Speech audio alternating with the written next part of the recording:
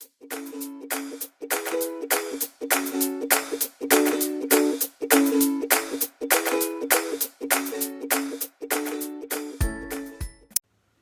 pessoal, tudo bem? Sejam todos muito bem-vindos ao nosso canal Direito com Elas. E no vídeo dessa semana, a gente vai falar um pouquinho sobre o princípio da motivação das decisões judiciais, que é um princípio muito importante e que vem com uma roupagem aí diferente também, né, dada pelo novo CPC.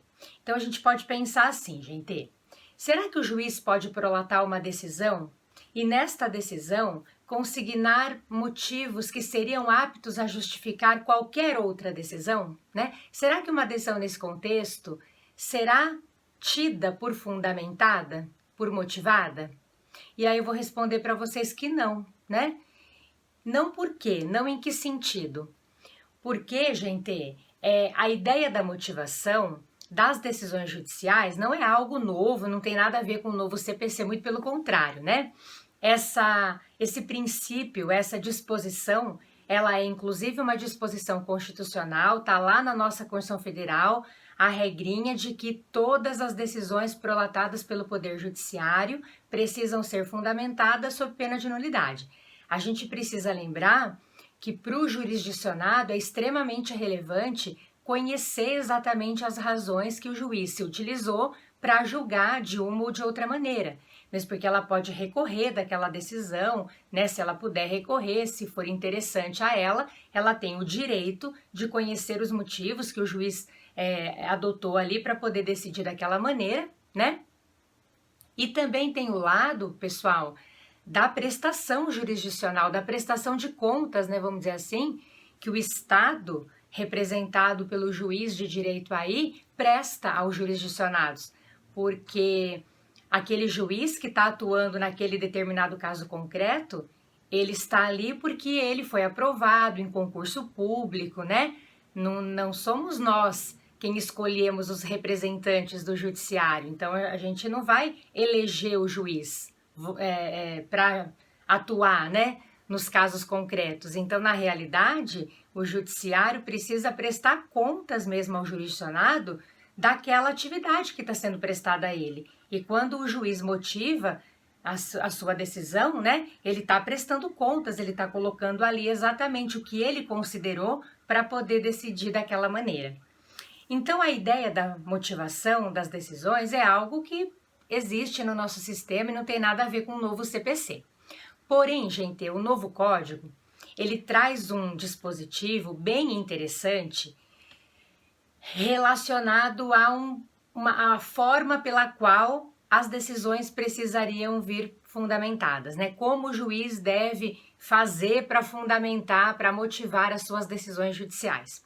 E aí, se você for analisar o artigo 489, eu vou me referir aqui especificamente ao parágrafo 1º, pessoal, mas os parágrafos 2º e 3º também dispõem sobre essa questão, mas especificamente o parágrafo 1º, do artigo 489 do CPC, né, portanto do novo CPC, porque essa regra é nova no diploma processual civil, ele vem estabelecer ali o que o juiz deve levar em consideração, juiz, desembargador, ministro, enfim, o que o órgão jurisdicional deve considerar para prolatar a sua decisão judicial. E a base, muito embora esse parágrafo venha em vários incisos aí, gente, a base é a seguinte: o juiz precisa, ao decidir, ao prolatar uma decisão, considerar efetivamente o caso concreto. Então, na situação colocada no início do vídeo, né?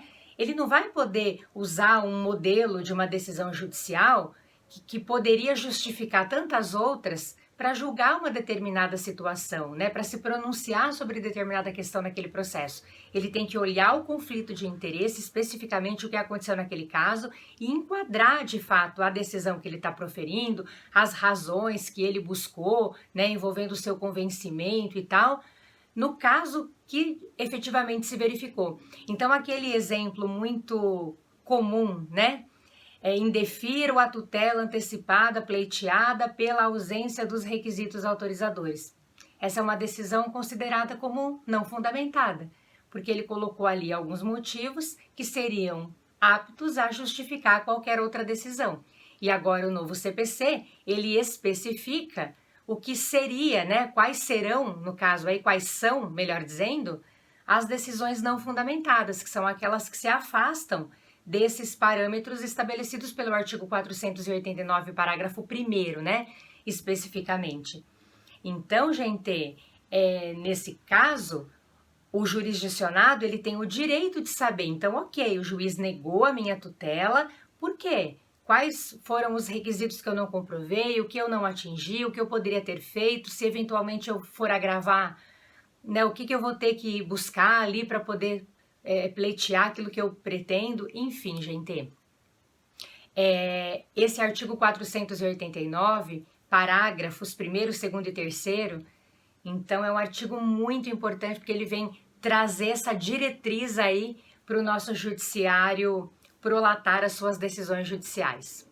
Importante a gente lembrar também que decisão que não esteja motivada, né, é considerada como decisão nula, omissa, que na verdade o juiz deveria ter fundamentado a decisão naquele determinado contexto e não o fez. Então você pode até verificar lá no artigo 1022 do CPC, que é um artigo que se refere ao recurso de embargo de declaração, que decisão sem atender aos parâmetros do artigo 489, parágrafo 1º, pessoal, é decisão omissa, que pode ser corrigida aí, inclusive via recurso de embargo de declaração. Tudo bem, pessoal? Então era colocar só esse dispositivo para vocês, a gente nunca falou dele e ele é um artigo bem interessante, tá bom? Por hoje era só, espero que vocês tenham curtido, um beijo, bom feriado, aproveitem, estudem, passeiem, descansem, enfim. Compartilhe o nosso vídeo, curte aí, faça sua inscrição quem ainda não é inscrito. Obrigada, pessoal. Um beijo, até semana que vem.